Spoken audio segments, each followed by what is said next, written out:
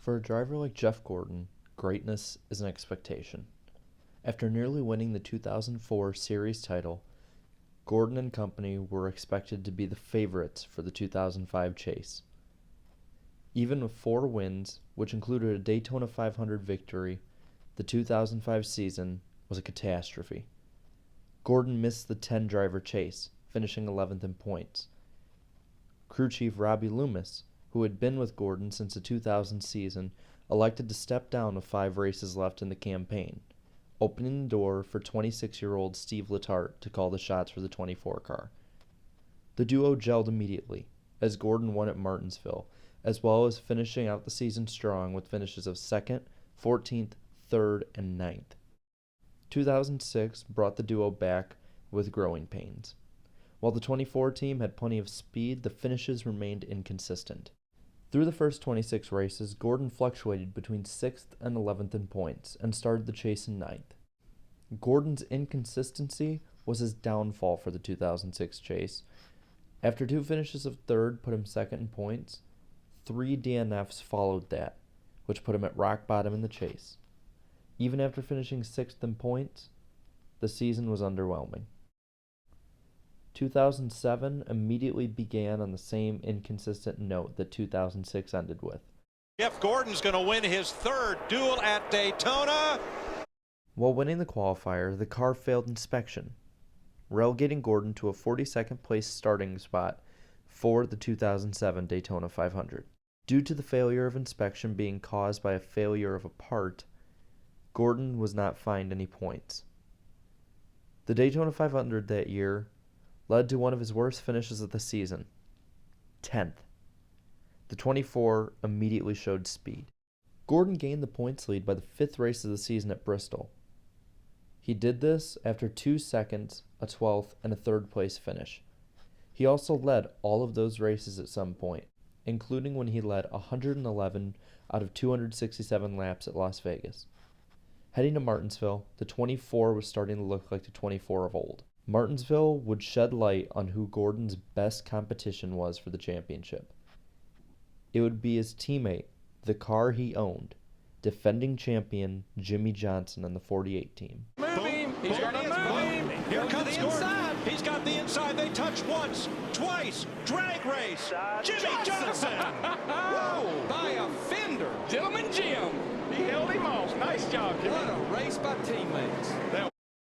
While Gordon finished 2nd, it continued a lightning-fast start. And even though Gordon finished 4th after leading 173 laps at Texas, he still held the points lead. Throughout the season start, much of the press had been focused on Gordon's win total. Heading into the season, Gordon had recorded 75 career wins, putting him one behind legend, friend, and all-time great Dale Earnhardt. It would turn out that it would take 8 races into the season before Gordon hit 76. Become the first driver in the history of Phoenix International Raceway to win a Cup race from the pole. Jeff Gordon finally gets his first Phoenix win and ties Dale Earnhardt. Gordon, I got a special flag for you at the start-finish line. If you want it, bud, come and get it.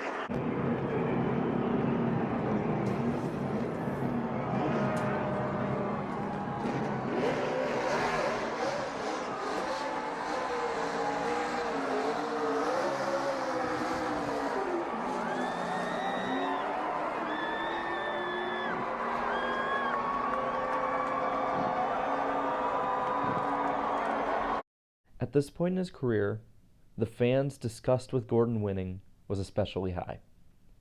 The height of this disdain was at Talladega. Talladega was known as being Earnhardt country for their passionate fandom of both Dale Earnhardt and Dale Earnhardt Jr.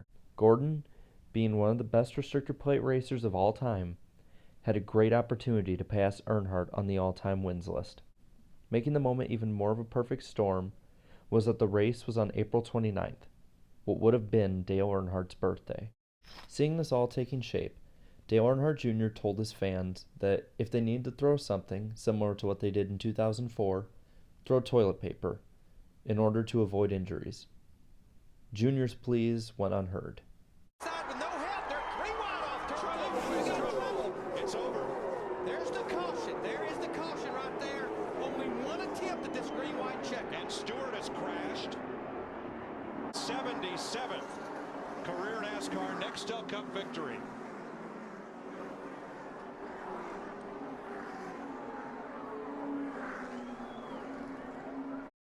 Two races later at Darlington, after leading 114 laps at Richmond, Gordon continued to fly high. One more, buddy. Oh, man. Can you just... Denny Hamlin is sitting there. He's so close. Why couldn't there be 5 more laps? I mean, he is closing ever so fast, but it's just not going to be enough. He's going to be there, but that's it. Just going to run out of time. Stanley Steamer running just fine. Yes, Make it to the finish line. Look at that thing coming across. Look at it steaming, still steaming. Jeff Gordon and the DuPont Chevrolet win at Darlington. The win added to Gordon's historic start, as he had the largest points lead after 11 races in NASCAR history. It was 231 points. The hot start came to a screeching halt, though, at the Coca-Cola 600. Charlotte had been one of Gordon's worst tracks in recent years.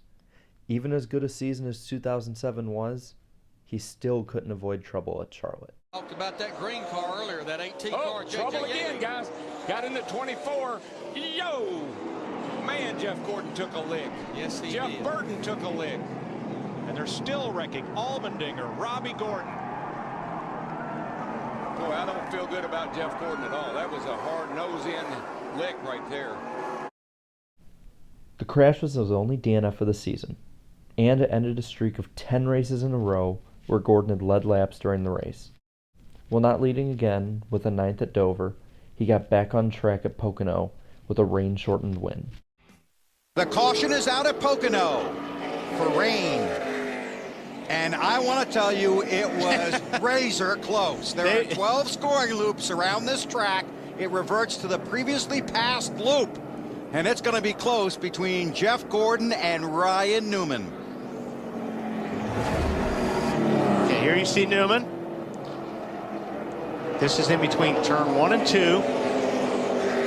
And it's raining hard right here. I think that's why Gordon jumps out of the gas. And Newman charging hard. And right here is about where the caution came out. And you see Newman just let off and let him. While Gordon would not win again during the summer, he would have 10 straight top 10s after this, from the 13th race at Dover through the 22nd race at Watkins Glen. And even with 3 finishes of 19th or worse, Gordon had been seen as one of the favorites for the title. For the first time since before Bristol, though, Gordon would not own the points lead. Gordon's 4 wins got him 40 bonus points, while Jimmy Johnson's 6 wins got him 60 bonus points. The start of the chase was at New Hampshire. It was also a milestone achievement for Gordon, as it was his 500th career start. He would go on to finish second, and tie Jimmy Johnson for the championship lead. The next week, though, Gordon finished a middling 11th at Dover. A wreck from competitor Jimmy Johnson, though, opened the door for Gordon to take the points lead. He had a 2-point lead over Tony Stewart with 8 races remaining. Johnson would quickly pick up the points lead again at Kansas with a 3rd-place run as Gordon finished 5th. Going to Talladega, though, Gordon had 6 points between himself and the 48. He would make the ground up. Jimmy Johnson, Jeff Gordon trying to hang on the bottom, drafting help from behind with Blaney in the Toyota. Up high, Tony Stewart gets help from Casey Kay. That's 4 wide down the back straightaway. Hamlin on the inside. Here comes Gordon on the outside. Jeff Gordon has moved up in front of Tony Stewart and to get the push by. Jeff Gordon, a 5-time Talladega winner. He knows how to get it done. He hung at the back of the pack all day long. He pulls up and Tony Stewart pushes him by as they come down. Jeff Gordon trying to hang on. 2 wide, 3 wide behind him. Gordon on the bottom of the racetrack. Jimmy Johnson second, and Jeff Gordon takes the win at Talladega. The win was Gordon's 5th of the season, and he would now hold a 9-point lead over Jimmy Johnson. The true test, though, came the next weekend at Charlotte. Gordon needed a good run to keep his driver 5 alive. 1999 that Jeff Gordon has been able to come home and win at this racetrack. He has not finished a race in 3 years, but folks, tonight, Jeff Gordon wins again at Lowe's Motor Speedway. The win was a huge statement to all of the competition as he pulled out to a 68-point lead over Johnson. Gordon had tied Jimmy for a series-leading 6th win of the year, but he had also taken control of the championship as well. Jeff needed to run well for the final 5 weeks, and he did. The only problem is that Jimmy Johnson began to set the world on fire. Johnson would win at Martinsville. Gordon's third-place run meant that Johnson's bite into his points lead wouldn't be much. Johnson drew to within 53. Then he kept up his hot run at Atlanta. Gordon finished 7th, meaning his lead was whittled down to 9. With 3 races left, the heat was on. Texas became a gut punch for Gordon as Johnson would win again. The 24 came home 7th. 9 points out of the lead. He came to a track where he had never won a Cup race. But Jimmy Johnson has driven the wheels off his Chevy, and he will win at Texas Motor Speedway. The tables had been flipped. Gordon was now 30 points behind with 2 races remaining. Johnson didn't let up, though. He scored his 4th straight win at Phoenix and began to put the title out of reach because Gordon would finish 10th. Going to Miami, Gordon trailed by 86 points. He would probably need some help. Gordon would not have it any easier, though, as he started 11th with Johnson starting on the pole. After an accident involving future teammate Dale Jr., Gordon was mired back nearly a lap down due to pit stops. But another crash from the 8 would help catch the 24 back up to the pack. And while Gordon had a good car, it wouldn't really matter for him as Matt Kenseth dominated the night. Gordon ran between 6th and 10th for the majority of the race, with Johnson always being just a few spots behind, just enough to keep the lead.